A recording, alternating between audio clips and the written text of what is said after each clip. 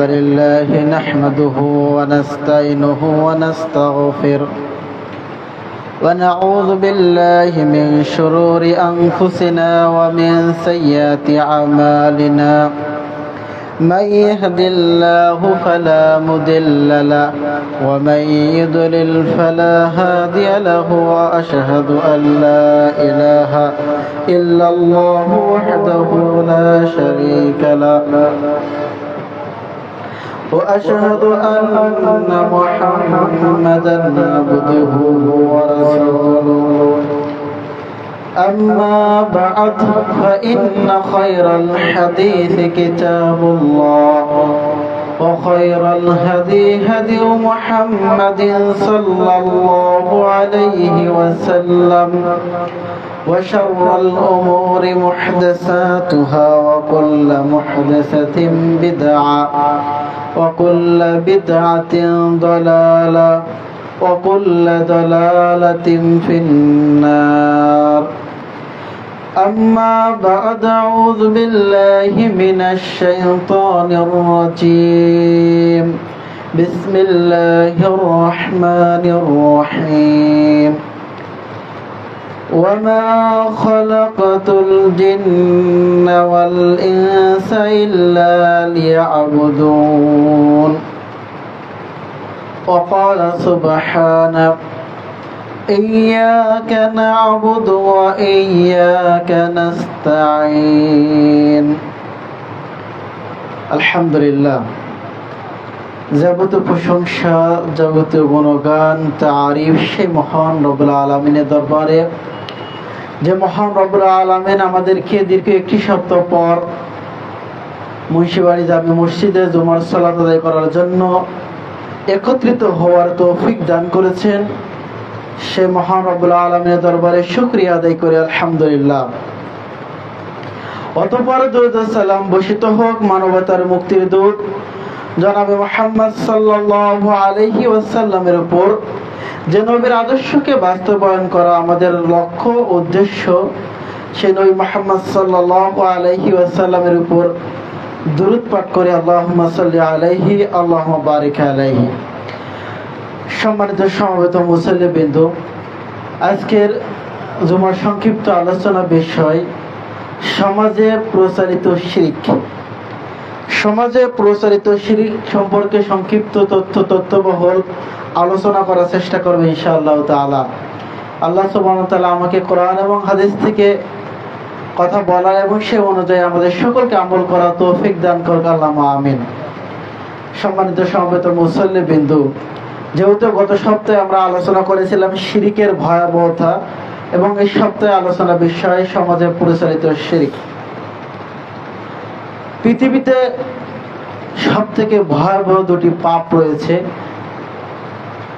যে দুটি পাপ করলে, একটি পাপ করলে সামনের ইবাদত কবুল হয় না, আরেকটি পাপ করলে যত ইবাদত করেছি সমস্ত ইবাদত বাদ হয়ে যায়।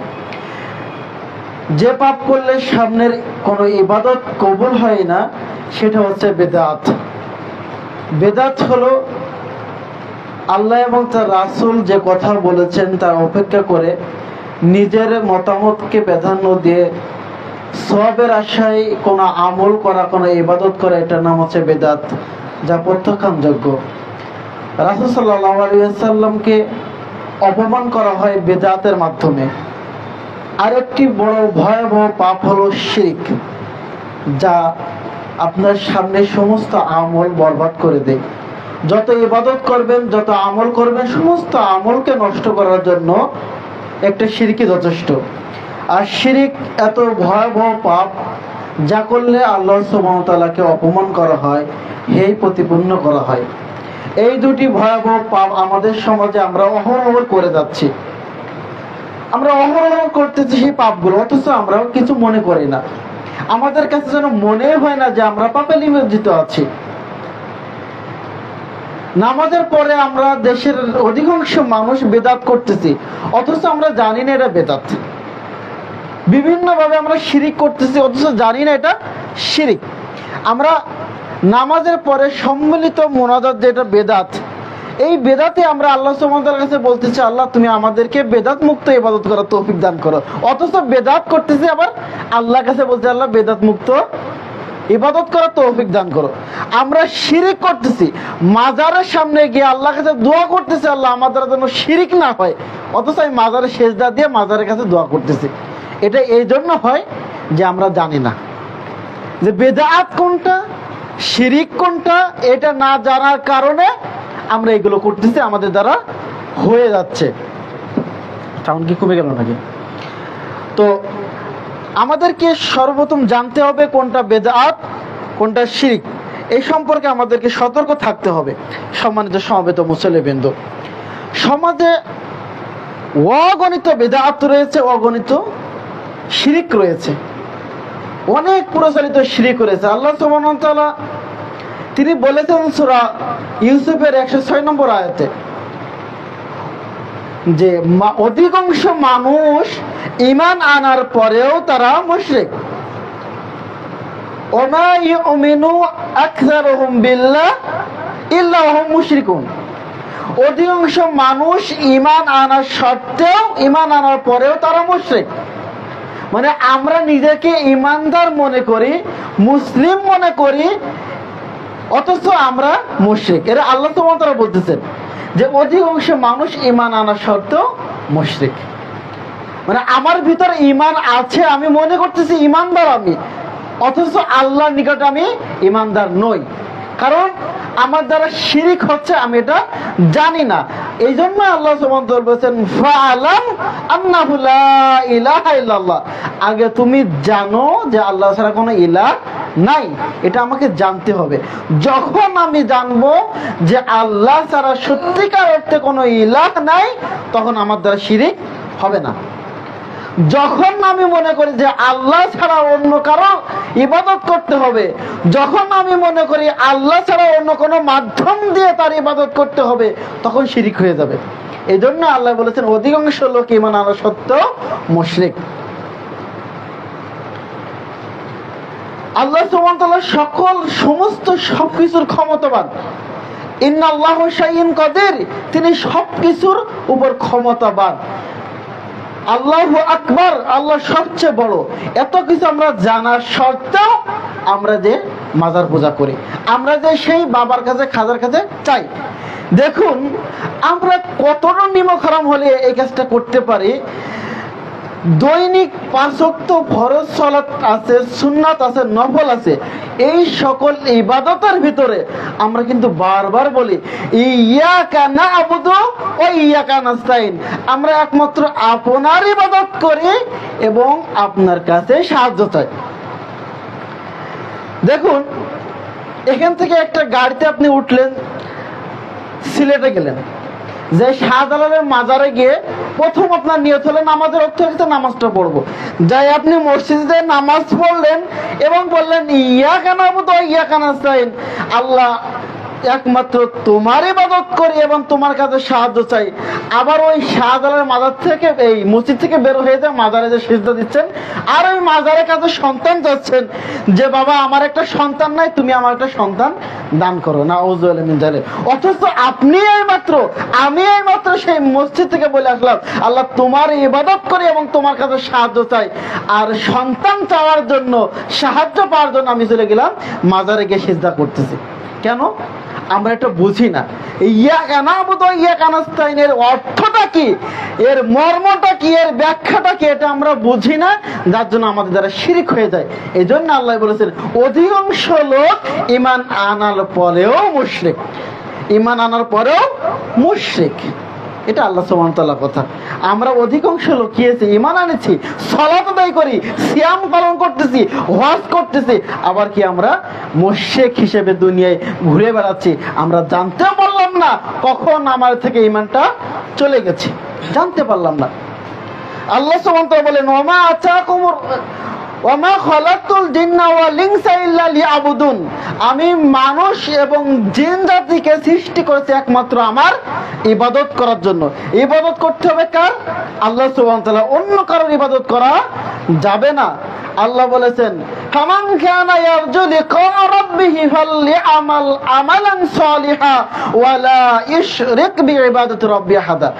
আমার সাথে যদি সাক্ষাৎ করতে চাও তাহলে সৎ আমল করো, আর সৎ আমল করতে গিয়ে ওয়া লা ইশরিক বিইবাদাতি রাব্বিহি আহাদা, আমার ইবাদতের সাথে অন্য কাউকে শরীক করো না। তাহলে আল্লাহ আমাদেরকে সৃষ্টি করেছেন একমাত্র তার ইবাদত করার জন্য, আর যে কোনো ইবাদত, যে কোনো সৎ আমল করতে গেলে আল্লাহ ছাড়া অন্য কারোর নামে করা যাবে না। কিন্তু আমরা ইবাদতের সাথে আল্লাহর ইবাদত করতে গিয়ে অন্য কাউকে শরীক করে ফেলতেছি, এটার নাম হচ্ছে শিরক।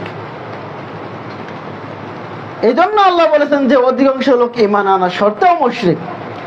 দেখুন, আমরা যদি আমাদের সমাজে লক্ষ্য করে তাহলে দেখতে পারবো যে সমাজে যারা হিন্দু আছে তাদের ভিতরে আর আমাদের এক শ্রেণী মুসলিমদের ভিতরে কোনো পার্থক্য নেই। কিভাবে? যে সমাজে যারা হিন্দু সম্প্রদায় আছে তারা পূজা করে কার?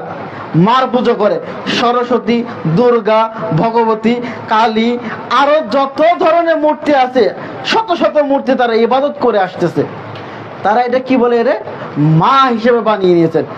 এরা মা বানিয়ে উপরে রেখে তার সামনে দুধ কলা দিয়ে পুজো দিয়ে ভক্তি দিয়ে তার কাছে ইবাদত করে, তার কাছে সাহায্য চায়। আর আমরা এক ধরনের মুসলমান, আমরা কি বানিয়ে নিয়েছি? বাবা। তারা নিচে মা, আমরা নিচেই বাবা। তারা হচ্ছে মাটির উপরে রেখে সরাসরি পূজা করে, আর আমরা মাটির নিচে ঢুকিয়ে পুরো পূজা করতেছি। তারা মাটিকে, সরস্বতী, দুর্গা, ভগবতীকে নিয়ে তারা পূজা করতেছে, দুধ কলা দিয়ে তার সামনে পুজো করে, মাথা নত করে তার কাছে সাহায্য চাচ্ছে, তার কাছে ইবাদত করতেছে। আর আমরা মুসলমান সেই শাহজালাল বাবা, খাজা বাবা, গাজা বাবা, অনেক বাবা, হাজারো বাবাকে আমরা মাটির তলে দাফন করে নিয়ে তার সামনে মাথা নত করে তাকে ফুল দিয়ে আগরবাতি জ্বালিয়ে তার কাছে ইবাদত করতেছি, তার কাছে সাহায্য চাচ্ছি। এই জন্য আল্লাহ বলেছেন অধিকাংশ লোক ঈমান আনা সত্ত্বেও এরা মুশরিক। বুঝতে পারলেন কি আমার কথা? তাহলে বলুন, সেই হিন্দু আর একজন মুসলমানের মধ্যে পার্থক্য কি আছে বর্তমানে? নাই। তারা মার ইবাদত করে, আমরা বাবার ইবাদত করি। মা বাবা দুইজন আমরা ভাগ করে নিয়েছি, তোমরা মাকে নাও, আমরা বাবাকে নিলাম। এটা অধিকাংশ বাংলাদেশে বেশিরভাগ পাওয়া যায়, অন্য অন্য দেশে গেলে এগুলো পাওয়া যায় না। সৌদি আরবে গেলে কিন্তু কোনো মাজার খুঁজে পাওয়া যাবে না। যারা হজ করতে গেছেন তারা দেখবেন যে হাজারো মাইল যাবেন, কোনো মাজার নেই। কিন্তু বাংলাদেশের অধিকাংশ রাস্তাতে যাবেন যে 2-3টা মাজার আছে, কারণ এটা হচ্ছে বিনা পুঁজির ব্যবসা। ওই রেল লাইনে তো কোনো মাজার পাওয়া যায় না। আছে রেল লাইনে কোনো মাজার? কোনো মাজার নাই। রেল লাইনে কোনো মাজার পাওয়া যায় না। যত মাজার সব আছে বাস লাইনে, কারণ এই পথে ইনকাম বেশি। সম্মানিত সমাবেত মুসলিমবৃন্দ, সমাজে অগণিত প্রচারিত শিরক জারি রয়েছে, যেগুলো থেকে আমাদেরকে বিরত থাকতে হবে। আল্লাহ সুবহানাহু ওয়া তাআলা আমাদের বোঝার তৌফিক দান করে, আল্লাহুম্মা আমিন। আসুন আমরা পয়েন্ট আকারে বলি। 1 নম্বর হলো সমাজের সব থেকে বড় ধরনের শিরকে আকবার, সেটা হলো মাজার পূজা করা, যেটা বাংলাদেশে হাজারো আলেম এই মাজার পূজা করে যাচ্ছে। হ্যাঁ, একজন বলেছিল না সে কিছুদিন আগে যে আল্লাহর যত ধনভাণ্ডার আছে সমস্ত ধনভাণ্ডার রাসূলকে দিয়া আল্লাহ গেছেন গায়েব হয়ে, আল্লাহর ধন খাজাকে দিয়া নবী গেছেন গায়েব হয়ে, খাজার ধন খাজা পেয়ে বসে আছেন আজমিরে, কেউ ফেরে না বাবা খালি হাতে তোমার দরবারে থেকে। নাউযুবিল্লাহ মিন যালিক। অথচ আল্লাহ সুবহানাহু ওয়া তাআলা নবী মুহাম্মদ সাল্লাল্লাহু আলাইহি ওয়াসাল্লাম বলতেছেন, মুহাম্মদ সাল্লাল্লাহু আলাইহি ওয়াসাল্লাম আপনি বলে দিন আল্লাহর কোনো ধনভাণ্ডার আমাকে দেওয়া হয় নাই, কোনো গায়েবের খবর আল্লাহ রাসূলকে দেওয়া হয় নাই, আল্লাহর কোন জ্ঞান ধনভাণ্ডার রাসূলকে দেওয়া হয় নাই। অথচ এই ধরনের মূর্খ আলেম যারা আছে সমাজে, আন্তর্জাতিক ক্ষতি সম্পূর্ণ মুফাসসির কিরাম হয়ে বসে আছে, তারা এই সমস্ত ভণ্ডামি করে বেড়াচ্ছে। মাজার পূজারী, তারা মাজারের দিকে মানুষকে আহ্বান করতেছে, অথচ এগুলো সব থেকে বড় শিরক। আল্লাহ রাসূল সাল্লাল্লাহু আলাইহি ওয়াসাল্লাম বলেছেন যে শেষ জামানায় ইলম উঠে যাবে, মূর্খতা বর্ষণ হবে। আর এই ধরনের আলেমরা যাদের দিনে কোনো জ্ঞান নেই, তারাই হচ্ছে ধর্মের যাজক, ধর্মের বাহক হয়েছে, মানুষকে দাওয়াতি কাজ করার নামে এই সমস্ত ভণ্ডামি করতেছে, মাজারের দিকে আহ্বান করতেছে। অথচ এই মাজার হলো সব থেকে বড় শিরক। আল্লাহর সাথে অংশীদার সাব্যস্ত করার সব থেকে বড় মাধ্যম হলো এই মাজার। বাংলাদেশের বা আমরা কোনো মুসলিম কোনোদিন কি যায় না, দুর্গায় যায়, হিন্দুদের মূর্তি মন্দিরে কোনোদিন যায় না, কিন্তু কোনো সমস্যা হলে কোথায় যায়, মাজারে যায়। এই মাজারটা হলো সব থেকে বড় শিরক। অথচ রাসূলুল্লাহ সাল্লাল্লাহু আলাইহি ওয়াসাল্লাম এই মূর্তিগুলোকে পরিত্যাগ করার কারণে, 360টি মূর্তি পরিত্যাগ করার কারণে তাকে মক্কা থেকে বিতাড়িত করা হয়েছিল। যখন মুহাম্মদ সাল্লাল্লাহু আলাইহি ওয়াসাল্লাম মক্কায় কাফেরদের কাছে দাওয়াতি কাজ করলেন, তখন ছিল কাবা ঘরে 360টি মূর্তি। রাসূল সাল্লাল্লাহু আলাইহি ওয়াসাল্লাম বললেন, তোমাদের এই মূর্তিগুলোকে অস্বীকার করে এক আল্লাহকে মেনে নিতে হবে। আশহাদু আল্লা ইলাহা ইল্লাল্লাহ ওয়া আশহাদু আন্না মুহাম্মাদান আবদুহু ওয়া রাসূলুহু, এই বাক্যের দাওয়াত যখন মুহাম্মদ সাল্লাল্লাহু আলাইহি ওয়াসাল্লাম দিলেন, তখন মক্কার কাফেররা বুঝতে পারলো যে মুহাম্মাদের দাওয়াত দিচ্ছে, এটা গ্রহণ করা যাবে না। কারণ সেই সময় কাফেররা বুঝতো লা ইলাহা ইল্লাল্লাহ এর মর্ম কথা কি, লা ইলাহা ইল্লাল্লাহর মানে কি তারা বুঝতো, যার জন্য তারা 360টি মূর্তিকে অস্বীকার করে এক আল্লাহকে স্বীকার করে নিল না। আর আমাদের সমাজে কিন্তু লা ইলাহা ইল্লাল্লাহ একজন হিন্দুও জানে, আমরা জানি, কিন্তু লা ইলাহা ইল্লাল্লাহ হয়ে গেছে কি এখন ভিক্ষা করার কালেমা। হ্যাঁ, যখন কোনো ফকির ভিক্ষা দরকার হয়, লা ইলাহা ইল্লাল্লাহ দেন গো মা, এইভাবে তো ভিক্ষা করে। অথচ এর মর্মটা কি, এটা যদি আমরা জানতাম, বুঝতাম, তাহলে কখনো আমাদের দ্বারা শিরিক হতো না। মুহাম্মদ সাল্লাল্লাহু আলাইহি ওয়াসাল্লাম যখন মক্কায় দাওয়াত দিলেন যে একমাত্র আল্লাহকে স্বীকার করতে হবে, তখন তারা বলল, আরে ইহুদি খ্রিস্টানরা তো 360টি তিনজন ইলাকে স্বীকার করে নেই, যে ঈসা, মারিয়াম এবং আল্লাহ তিনজন ইলাকে মানে ইহুদিরা, খ্রিস্টানরা, আর এই মুহাম্মদ বলতেছে নাকি সমস্ত ইলাকে অস্বীকার করে এক আল্লাহকে মেনে নিতে হবে। এটা কি হতে পারে? তাহলে কি করতে হবে, মুহাম্মদ সাল্লাল্লাহু আলাইহি ওয়াসাল্লামকে যদি মক্কায় রাখা হয়, তাহলে সকলকে তারা সে কি করবে, বেদুইন বানিয়ে ফেলবে, অর্থাৎ অন্য ধর্মে মুসলমান বানিয়ে ফেলবে। কাজে একে মক্কায় রাখা যাবে না, একে হত্যা করতে হবে, নাই জেলখানায় বন্দী করতে হবে, নাই দেশ থেকে তাড়িয়ে দিতে হবে। যখন তারা এই পরিকল্পনা নিল, তখন আল্লাহ সুবহানাহু ওয়া তাআলা মুহাম্মদ সাল্লাল্লাহু আলাইহি ওয়াসাল্লামকে সতর্ক করে দিয়ে বললেন যে তুমি এলাকা ত্যাগ করো। তখন মুহাম্মদ সাল্লাল্লাহু আলাইহি ওয়াসাল্লাম রাতের অন্ধকারে মক্কা থেকে মদিনায় হিজরত করে চলে গেল আবু বকর রাদিয়াল্লাহু আনহু নিয়ে। সম্মানিত উপস্থিতি, মুহাম্মদ সাল্লাল্লাহু আলাইহি ওয়াসাল্লাম যখন মক্কা বিজয় করলেন, যখন মক্কা বিজয় করে সাহাবীদের নিয়ে যখন মক্কায় আসলেন, তখন 360টি মূর্তি মক্কার কাবা ঘরের ভিতরে ছিল এবং আশেপাশে ছিল। মুহাম্মদ সাল্লাল্লাহু আলাইহি সাল্লাম কাবা ঘরের মধ্যে ঢুকলেন, ঢুকে 360টি মূর্তিকে হাতের বাঁকালাটি দিকে ভেঙে কাট করে ফেলে দিয়ে বললেন, জাআল হক ওয়া যাকাল বাতিল ইন্নাল বাতিলা কানা যাহুকা, এসে গেছে সত্য, দূরভূত হয়েছে মিথ্যা, আর মিথ্যা চিরকালেই দূরভূত হওয়ার জিনিস। এই বাক্য মুহাম্মদ সাল্লাল্লাহু আলাইহি সাল্লাম মুখে বললেন এবং 360টি মূর্তিকে ভেঙে খান খান করে দিলেন। তাহলে মুহাম্মদ সাল্লাল্লাহু আলাইহি সাল্লামের ধর্ম নীতি হলো মূর্তিকে অসম্মান করা, মূর্তিকে ভেঙে দেওয়া। আর আমরা মুসলমান কি করছি, মূর্তি পূজা করতেছি। চিন্তা করে দেখুন, মুহাম্মদ সাল্লাল্লাহু আলাইহি সাল্লামের নীতি ছিল মূর্তিকে ভাঙা। মুহাম্মদ সাল্লাল্লাহু আলাইহি সাল্লাম মক্কা বিজয় করার পর কাবা ঘরের 360টি মূর্তি ভেঙে দিলেন। ইব্রাহিম আলাইহিস সালামের মিল্লাত হলো, ইব্রাহিম আলাইহিস সালাম নীতি হলো মূর্তি ভাঙা।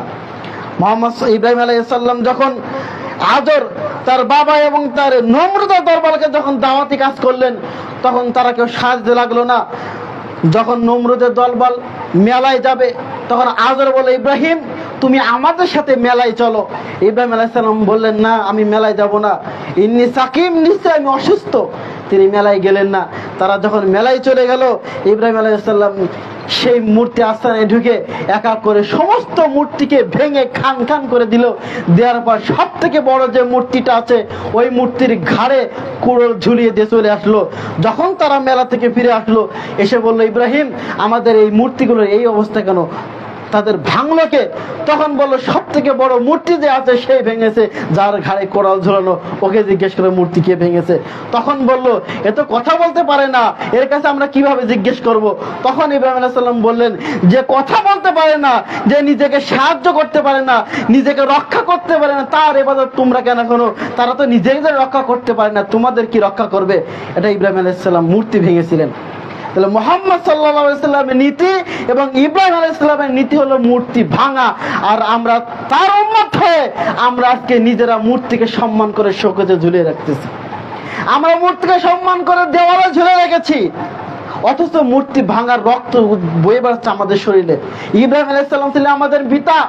মুহাম্মদ সাল্লাল্লাহু আলাইহি ওয়াসাল্লাম যখন মিরাজের রাত্রে গেলেন, তখন মুহাম্মদ সাল্লাল্লাহু আলাইহি ওয়াসাল্লামের সাথে দেখা হলো ইব্রাহিম আলাইহিস সালামের সাথে। তখন জিবরাইলকে বললেন, জিবরাইল ইনি কে? তখন জিবরাইল আলাইহিস সালাম বললেন, হুয়া আবুকা ফাসাল্লিম আলাইহি, সে হচ্ছে আপনার পিতা, আপনি তার উপর সালাম দিন। ইব্রাহিম আলাইহিস সালামকে সালাম দিলেন মুহাম্মদ সাল্লাল্লাহু আলাইহি ওয়াসাল্লাম। তার মানে ইব্রাহিম আলাইহিস সালাম হচ্ছে মুহাম্মদ সাল্লাল্লাহু আলাইহি ওয়াসাল্লামের পিতা। আর মুহাম্মদ সাল্লাল্লাহু আলাইহি ওয়াসাল্লামের পিতা ইব্রাহিমের মূর্তি কাবা ঘরের ভিতরে ছিল। 360টি মূর্তির ভিতরে ইসমাইলের মূর্তি ছিল, ইব্রাহিমের মূর্তি ছিল। মুহাম্মদ সাল্লাল্লাহু আলাইহি ওয়াসাল্লাম সমস্ত মূর্তিকে ভেঙে খানখান করে দিল। আর আমরা তার উম্মত হয়ে এই মূর্তিকে সম্মান করে আমরা দেয়ালে ঝুলিয়ে রেখেছি। নাউযুবিল্লাহ মিন যালিক। মুহাম্মদ সাল্লাল্লাহু আলাইহি ওয়াসাল্লাম তার পিতার মূর্তিকে ভাঙতে পারলো, আর আপনি তার উম্মত হয়ে আপনার পিতার ছবিটা কেন এসে আপনার দেওয়ালে ঝুলিয়ে রেখেছেন? এটার নাম হচ্ছে শিরক। যখন আপনার পিতাকে সম্মান করে দেওয়ালের ছবিটা আটকে রাখবেন সম্মান করার কারণে, এটা হবে শিরক। আপনি কক্সবাজারে ঘুরতে গেছেন, সেখান থেকে কাঁকড়া কিনে এনে সাজায় রেখেছেন, এটার নাম হচ্ছে শিরক। আপনার সন্তান যে পটে পায়খানা করে সেটা কিনে রাখছেন ঘোড়া। আপনার বাড়িতে প্লেটটা আছে, এর ভিতরে আঁকানো আছে বিভিন্ন ঘোড়ার ছবি, চিংড়ি মাছের ছবি। এই যে এইগুলো হচ্ছে সমাজে পরিচালিত শিরক। এইগুলো থেকে আমাদের বিরত থাকতে হবে। এই শিরকগুলো থেকে আমরা তো মনে করি কিছুই না। বাচ্চার গেঞ্জিতে একটা ছবি আছে, কোনো ব্যাপার না। প্লেটে ছবি আছে, কোনো ব্যাপার না। শোকেসে একটা পুতুল রেখে দিলাম, কোনো ব্যাপার না, এটা আমরা কিছুই মনে করি না। অথচ এটা হচ্ছে শিরক। রাসূল সাল্লাল্লাহু আলাইহি ওয়াসাল্লাম বলেছেন, লা তাদখুলুল মালাইকাতু রাহমা ফিল বাইতি আল কালবু ওয়া সুয়ার। যে বাড়িতে কুকুর আছে, ছবি মূর্তি ঝুলানো আছে, ওই বাড়িতে রহমতের ফেরেশতা প্রবেশ করে না। রাসূল সাল্লাল্লাহু আলাইহি ওয়াসাল্লাম বলেন, যেই বাড়িতে ছবি মূর্তি আছে, কুকুর আছে, ওই বাড়িতে রহমতের ফেরেশতা প্রবেশ করে না। আর আপনি মনে করতেছেন শোকেসে ছবি ঝুলিয়ে রেখে, ছবি সাজিয়ে রেখে আপনার ঘরে রহমত প্রবেশ করবে? করছেন কালে না, অসম্ভব, প্রবেশ করতে পারে না। আপনার দোকানে ছবি ঝুলিয়ে রেখেছেন নেতা নেত্রীর ছবি, আপনার দোকানে বিভিন্ন নায়িকা, বিভিন্ন গায়ক, বিভিন্ন খেলোয়াড়ের ছবি ঝুলিয়ে রেখেছেন সম্মান করে, ভালো দেখা যায়। আর আপনি মনে করতেছেন আপনার ব্যবসা বাণিজ্য বরকত হবে? কোনো দিন বরকত হবে না। কারণ সেই ঘরে রহমতের ফেরেশতা প্রবেশ করবে না যে ঘরে ছবি মূর্তি ঝুলানো থাকে। এই ছবি মূর্তি ঝুলানো হচ্ছে শিরক, আর এর থেকে আমাদের বিরত থাকতে হবে। সম্মানিত উপস্থিতি, আজকে আমাদের সমাজে রাস্তাঘাট, বাড়ি, কলেজ, বিশ্ববিদ্যালয়, সমস্ত জায়গায়, এমনকি মাদ্রাসার ভিতরে ঢুকে গেছে ছবি মূর্তি। অথচ রাসূল সাল্লাল্লাহু আলাইহি ওয়াসাল্লাম যখন মক্কা বিজয় করলেন, তখন আলী রাদিয়াল্লাহু আনহুকে বলেন, আলী, যত মূর্তি আছে সমস্ত মূর্তিকে তুমি ভেঙে খানখান করে দেবে। যতগুলো উঁচু কবর আছে সমস্ত উঁচু কবরগুলোকে ভেঙে মাটির সাথে সমান করে দেবে। এটাই মুহাম্মদ সাল্লাল্লাহু আলাইহি ওয়াসাল্লাম আলী রাদিয়াল্লাহু আনহুকে আদেশ করলেন। তার মানে এই আদেশটা শুধু কি আলী রাদিয়াল্লাহু আনহুর জন্য? শুধু আলীকে নয়, সারা বিশ্বের যার ক্ষমতা আছে, তার নীতি হলো, তার আদর্শ হলো, তার দায়িত্ব হলো, যত উঁচু কবর আছে সমস্ত উঁচু কবরগুলোকে ভেঙে মাটিতে সমান করে দিতে হবে। যত ছবি মূর্তি ঝুলানো আছে রাস্তাঘাটে, যত অফিস আদালতে ছবি মূর্তি আছে, সমস্ত মূর্তিগুলোকে ভেঙে ফেলতে হবে। এটাই মুহাম্মদ সাল্লাল্লাহু আলাইহি ওয়াসাল্লামের অর্ডার। আলী রাদিয়াল্লাহু আনহুকে আদেশ করেছেন, তার মানে সারা বিশ্বের যার ক্ষমতা আছে সেই ছবি মূর্তিগুলো ভাঙবে। যার ক্ষমতা আছে সেই হলে সেই কবরগুলোকে ভেঙে সমান করে দিতে হবে।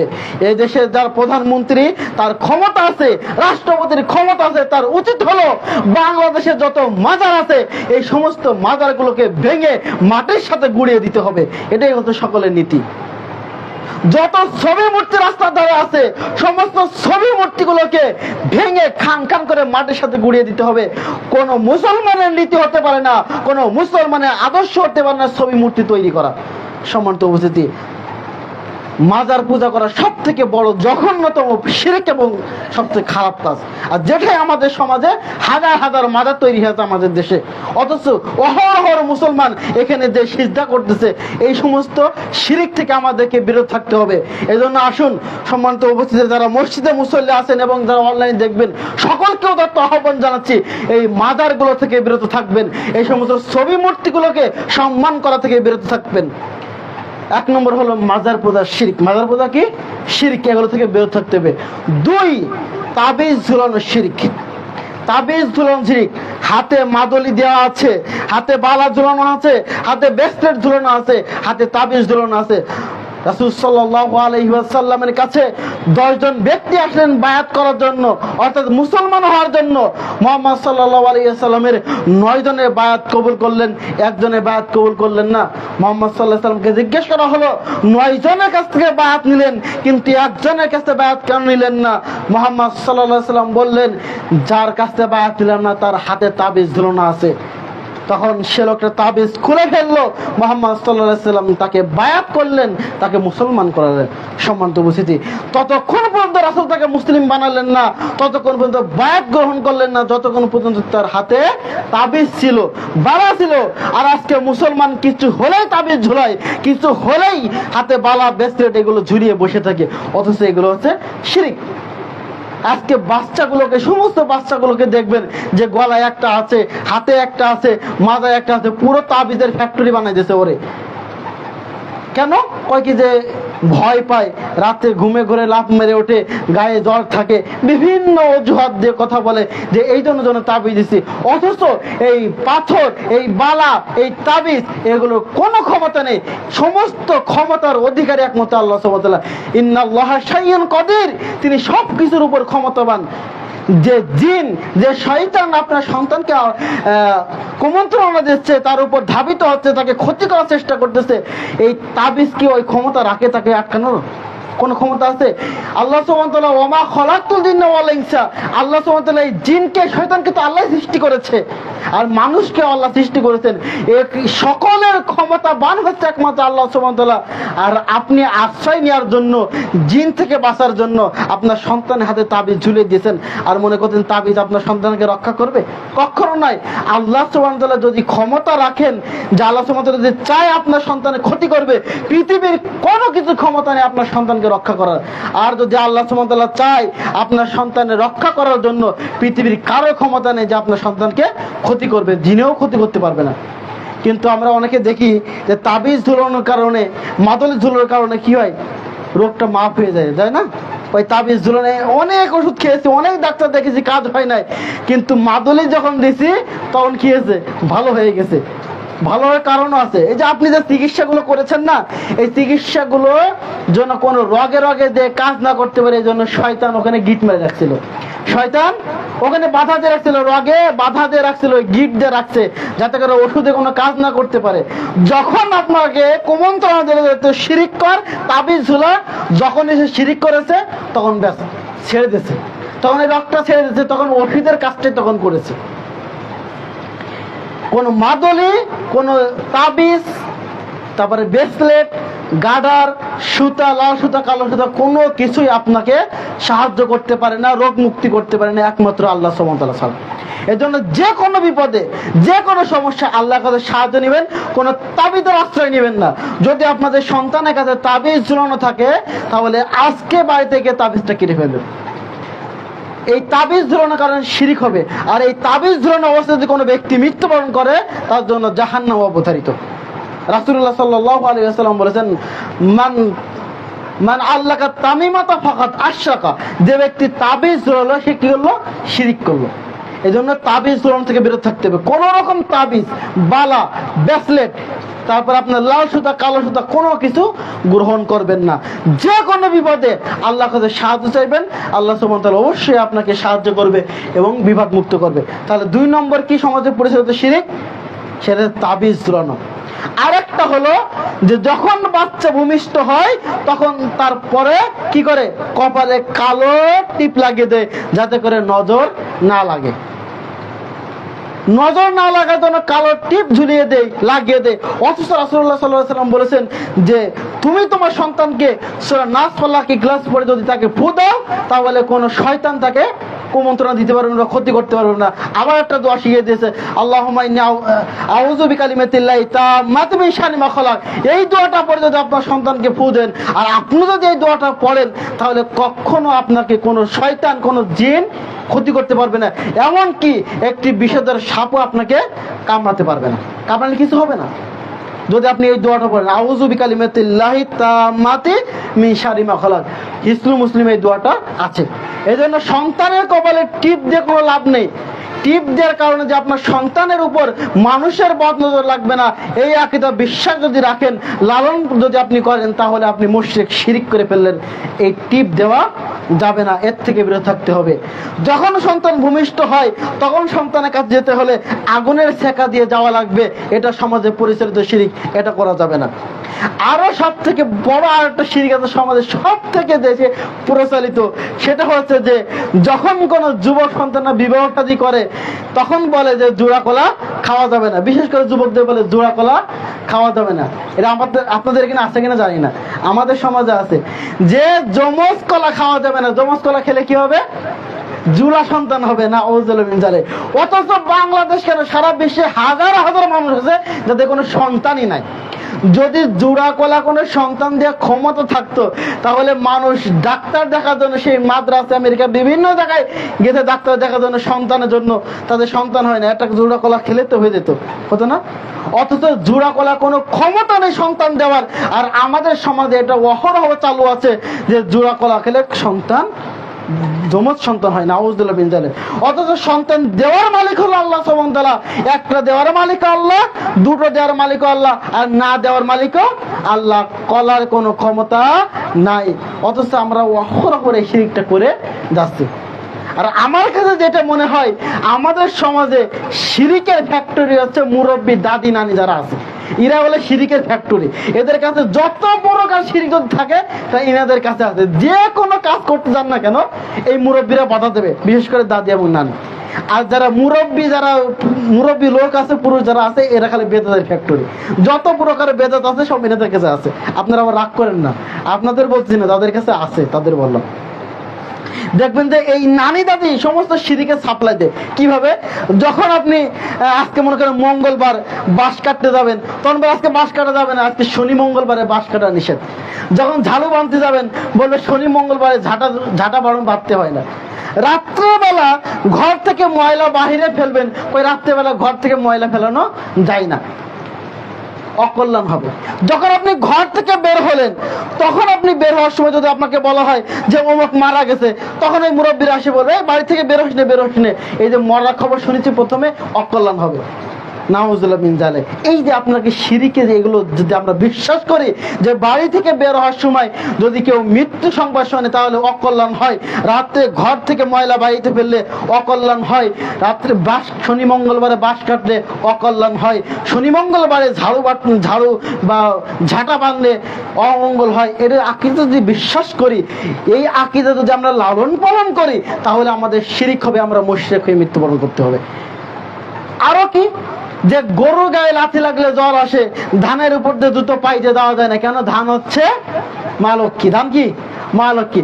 অথচ মা লক্ষ্মী হচ্ছে হিন্দুদের একটি দেবতা, হিন্দুদের দেবতা হচ্ছে মা লক্ষ্মী।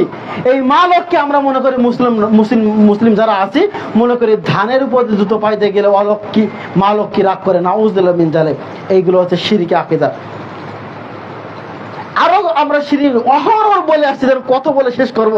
যে বলা হয় যে তুমি যদি কেউ অন্যায় করার পরে স্বীকার না করে একেবারে সাধু সেজে থাকে, এই একেবারে ধোয়া তুলসী পাতা, নাউযুবিল্লাহ।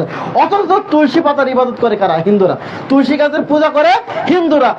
হিন্দুরাই মনে করে যে তুলসী গাছ হচ্ছে একেবারে পবিত্র, আর এটাই আমরা বলি যে ধোয়া তুলসী পাতা, নাউযুবিল্লাহ মিন যালিক। হিন্দুরা পূজা করার সময় তুলসী পাতা ব্যবহার করে, আর আমরা এটা বলেই যাচ্ছি, কিছুই মনে করি না। আমরা সকলেই বলি এটা, অনেক আলেম ওলামাও এই কথা বলে থেকে, ধোয়া তুলসী পাতা নিজেকে মনে করেন নাকি?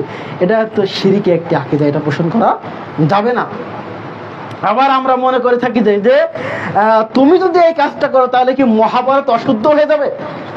মহাভারত হিন্দুদের একটি কিতাবের নাম, এটা তারা মনে করে তাদের পবিত্র কিতাব। আর এটা আমরা বারবার বলে থাকি, তুই যদি এই কাজটা করিস মহাভারত কি অশুদ্ধ হয়ে যাবে?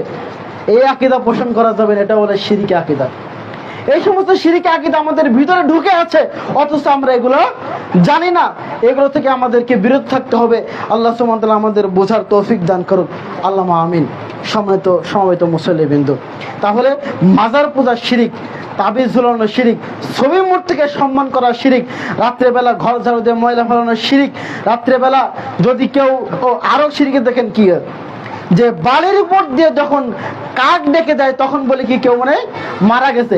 এই আকিদা যদি কেউ পোষণ করে, বালির উপরে কাক ডেকে গেলে কেউ মৃত্যু সংবাদ আসবে, এটা যদি কেউ পোষণ করে, এটা যদি কেউ বিশ্বাস করে, তাহলে সে শিরিক করে ফেললো। বালির উপর যদি কোনো পেঁচা ডাকে তাহলে অশুভ রয়ে গেছে। রাসূলুল্লাহ সাল্লাল্লাহু আলাইহি ওয়াসাল্লাম বলেছেন লা আদা ওয়ালা তিয়ারাতা ওয়ালা হামাতা, রাসূল সাল্লাল্লাহু আলাইহি ওয়াসাল্লাম বলেছেন কোনো কিছুতে অশুভ নেই, মানে ছোঁয়াচে কোনো রোগ নাই।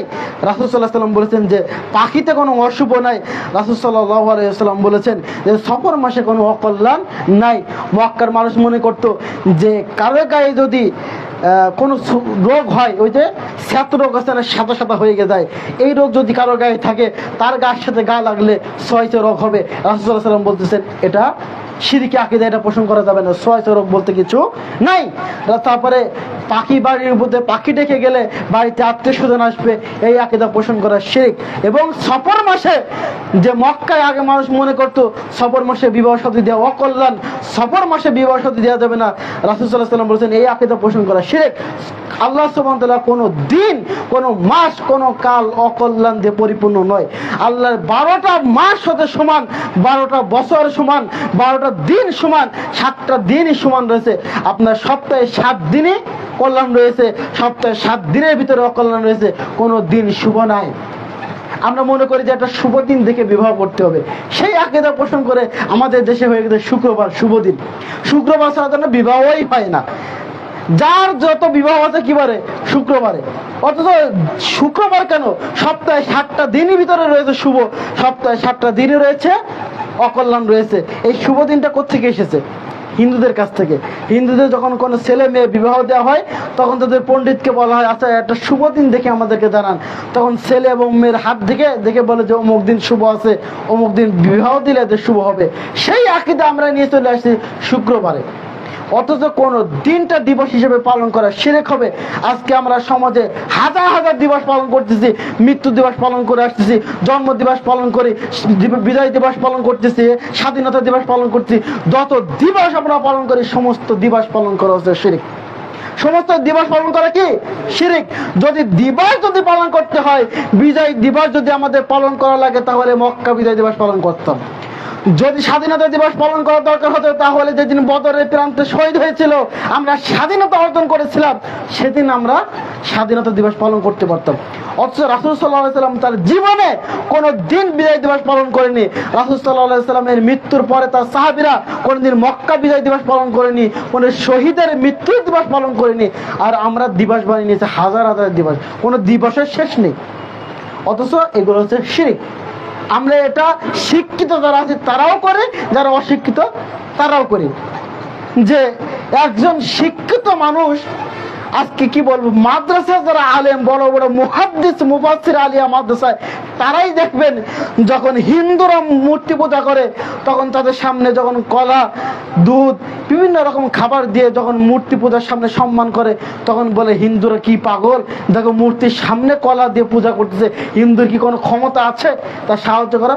আবার এই মুহাদ্দিস সাহেব, এই মুফাসসির সাহেব মাদ্রাসায় এসে তার ছাত্রদেরকে নিয়ে খালি পায়ে হাতে ফুল নিয়ে সেই শহীদ মিনারে গিয়ে শ্রদ্ধা জানাচ্ছে। তাহলে ওই হিন্দু মূর্তির সামনে গিয়ে ফুল দিয়ে শ্রদ্ধা জানাচ্ছে, আর আমি যায় সেই খাম্বার সামনে গিয়ে, মূর্তির সামনে গিয়ে, স্মৃতিসৌধের সামনে গিয়ে আমরা কি করতেছি? সম্মান জানাচ্ছি। তাহলে ওই হিন্দু আর আমার মধ্যে পার্থক্যটা কি? কোনো পার্থক্য নেই। তাহলে আমার এই এলেম অর্জন করে, আমার এই বিদ্যা অর্জন করে কি লাভ হয়েছে? এই জন্য তো আব্দুর রাজ্জাক বিন ইউসুফ বলে যে তোমার বুদ্ধি নাই, তোমার বিদ্যা তো নাই, বুদ্ধিকেও নাই। তা আমাদের সেই দশা হয়ে গেছে, আমাদের তো বিদ্যা নাই, তো কি বুদ্ধিও কি নাই? যে একজন হিন্দু সে মূর্তির সামনে সম্মান করতে পারে, আমি একজন মুসলমান হয়ে, আমি শিক্ষিত মানুষ হয়ে আমি কেন খাম্বার সামনে যে ফুল দিয়ে নত হব? কেন আমি খাম্বার সামনে যে ফুল দিয়ে সম্মান দিয়ে রফিক বরকত তাদের কল্যাণের জন্য কি চাইবো?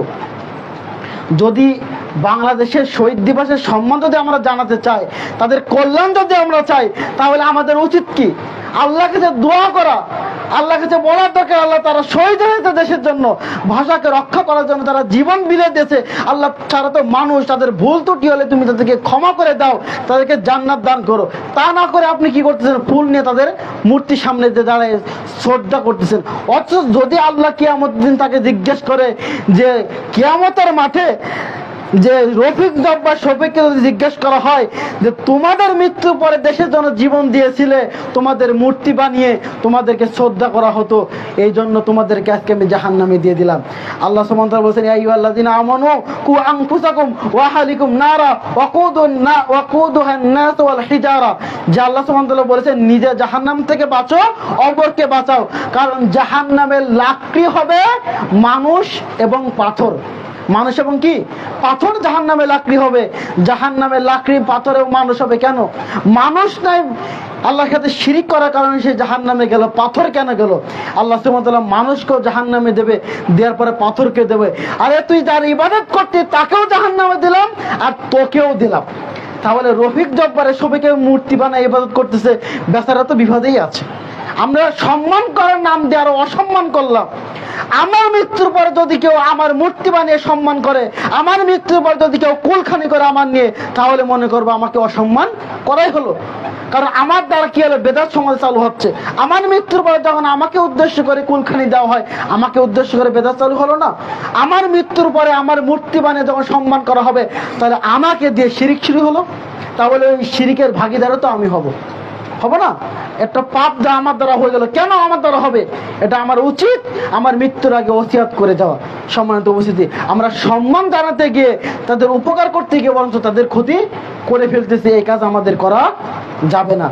তাহলে সমাজে অহরহ শিরিক আছে, এইগুলো থেকে আমাদেরকে বিরত থাকতে হবে। সব থেকে বড় শিরিক হলো এইগুলো, যে তাবিজ ঝুলানো, কবরকে সম্মান করা, মাজারকে সম্মান করা, মৃত ব্যক্তির ছবি টাঙিয়ে তাদেরকে সম্মান করা, এই সমস্ত যাবতীয় শিরিকগুলো থেকে আমাদেরকে বিরত থাকতে হবে।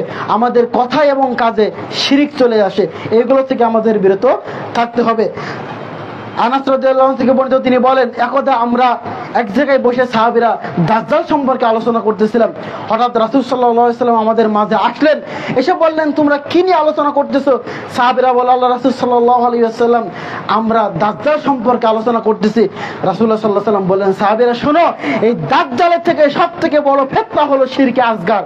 দাজ্জালের ফিতনা থেকে সবথেকে বড় ভয় পাই আমি শিরকে আসগার। শিরকে আসগারটা কি? রিয়া শিরিক, যেটা ছোট ছোট শিরিক, যেগুলো দেখা যায় না, বুঝতে পারি না। আমি মসজিদে আসলাম, আসার পরে যে মসজিদ ঢুকে দেখলাম যে একজন মানুষ মসজিদে বসে আছে, আমি সুন্দর করে 2 রাকাত সালাত আদায় করলাম, যাতে করে লোকটা দেখে বলে কি, কত বড় নামাজি, কত সুন্দর করে নামাজ আদায় করতেছে। এটা নাম হচ্ছে শিরকে আসগার। এটা হচ্ছে রিয়া, লোক দেখানো ইবাদত, লোক দেখানো কাজ। আপনি সমাজে সব থেকে বড় গরুটা কুরবানি দিলেন মানুষের দেখানোর জন্য, এটাই হচ্ছে রিয়া। আপনি সমাজে দান করলে মানুষের দেখানোর জন্য, এটার নাম হচ্ছে রিয়া। রাসূল সাল্লাল্লাহু আলাইহি ওয়াসাল্লাম বলেছেন যে দাজ্জালের থেকেও বড় ভয় পাই আমি এই লোক দেখানো ইবাদত আমার উম্মত করবে, এটাই আমি সবথেকে বেশি ভয় পাই। সম্মানিত উপস্থিতি, কাজে আমাদের এগুলো থেকে বিরত থাকতে হবে। কোনো ইবাদত করতে গিয়ে যেন লোক দেখানো না হয়। সমাজে যত প্রচলিত শিরিক আছে, এইগুলো থেকে আমাদেরকে বিরত থাকার তৌফিক দান করুক আল্লাহুম্মা আমিন।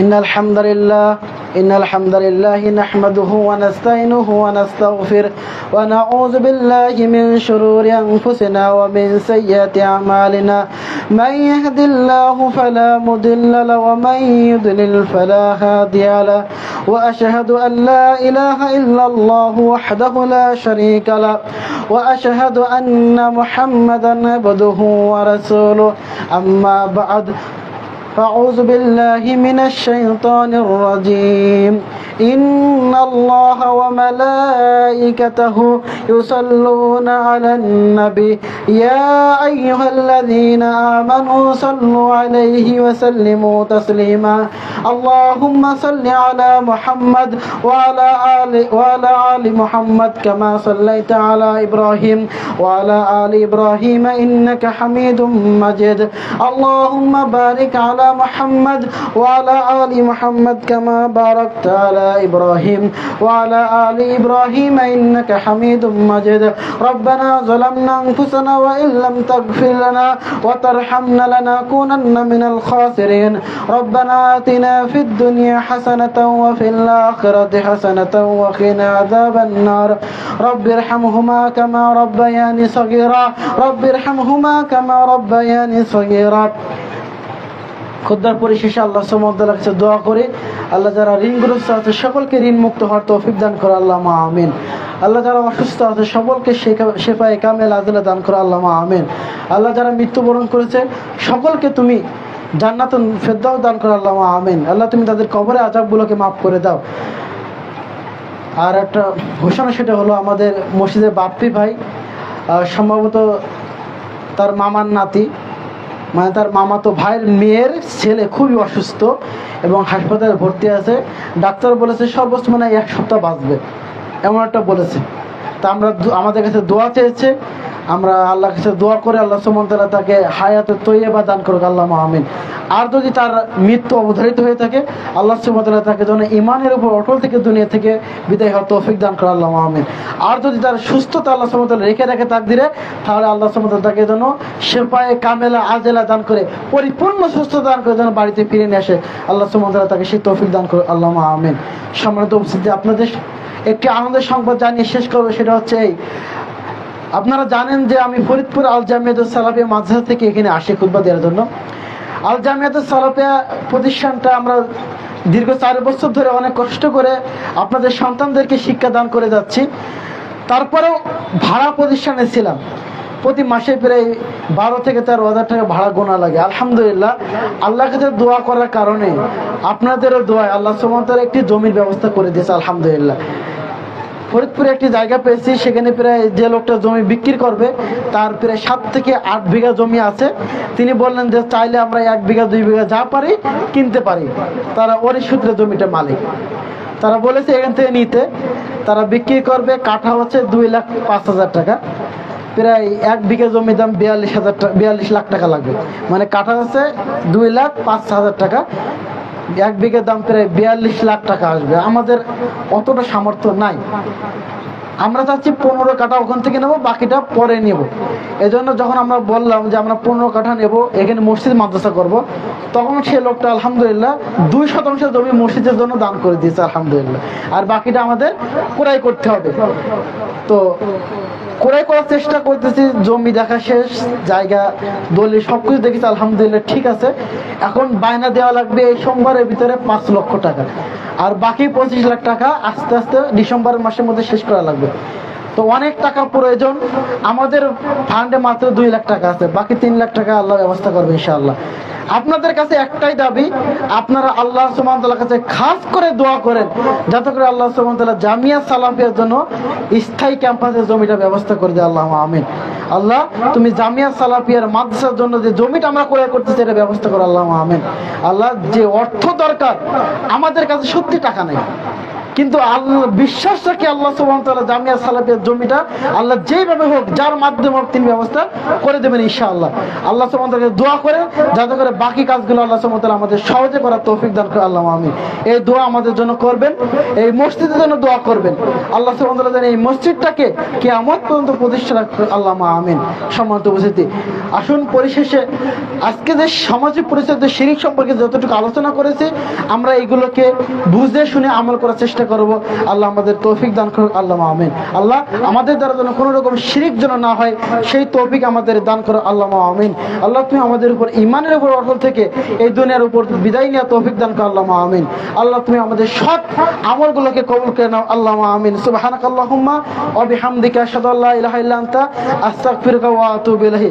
কাতার সুদা করার আগে কালেকশন করে নেবে, আপনারা মসজিদে যে যা পারবেন দান করবেন, নেন কালেকশন করে নেন, তারপর কাতার সুদা হবে ইনশাআল্লাহ। আগে দানটা করে নেন, তারপরে নামাজ শুরু করবে ইনশাআল্লাহ। 2 মিনিট সময় নিচ্ছে, সবাই যা পারেন দান করার চেষ্টা করবেন ইনশাআল্লাহ।